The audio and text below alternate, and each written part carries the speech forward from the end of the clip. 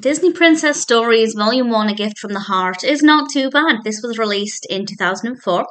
It's directed by Benjamin Zev, written by Barbara M. Layman, and we have a really brilliant voice cast, including Corey Burton, Brian Cummings, Linda Lohan, and various others. We have Russi Taylor.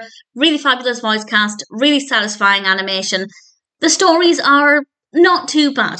This is a series of films that contain several short stories surrounding, of course, the Disney princesses.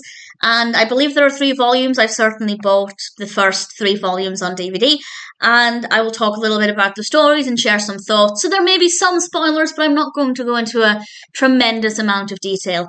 And this one has stories focusing on Ariel, Jasmine, Belle, and Cinderella. And Ariel's story is Wish Upon a Star, and it's all about this wishing star, and if you wish on this starfish, your wish will come true.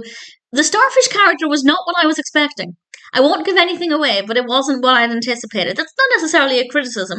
It did look interesting.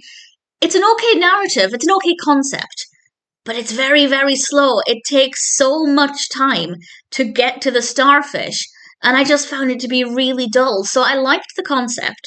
The animation is great. The animation quality for this is brilliant. And the voice acting is great, but the pacing is not very good.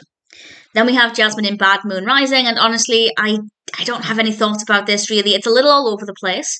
But we got the genie, which I liked. We did get to see the genie. The animation again is very good, but I have no thoughts on the story. I didn't really care for it. I'm not that surprised. I'm not a huge fan of Aladdin.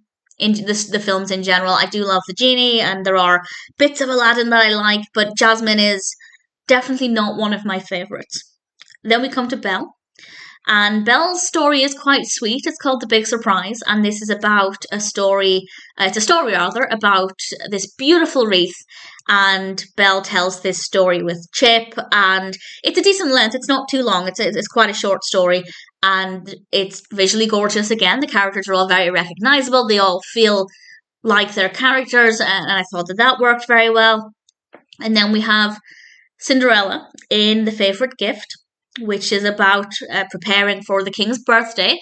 And Cinderella has no gift to give him, but it's tradition. Will she be able to find the perfect gift? And the fairy godmother helps out with this. And I don't want to say the gift that she gives, but it's a sweet story. I think it's a really lovely message. And again, the animation for this is brilliant. The characters are all very recognisable. And if you're a fan of Disney princesses, I think you'll find this to be a really pleasant way to enjoy the characters with some pretty decent stories. Ariel's was a great concept, but very, very slow. Jasmine's, I just didn't really care for, but glad we got the genie. Belle's was a sweet short story. And Cinderella's, I think Cinderella's was the strongest in terms of the messaging, but maybe not visually as satisfying as some of the others.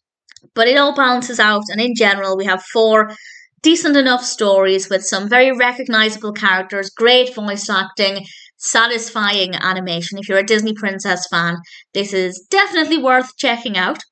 The full thing is about an hour, which is a pretty good length. I didn't time the stories, but I definitely think some of them are slightly longer than others.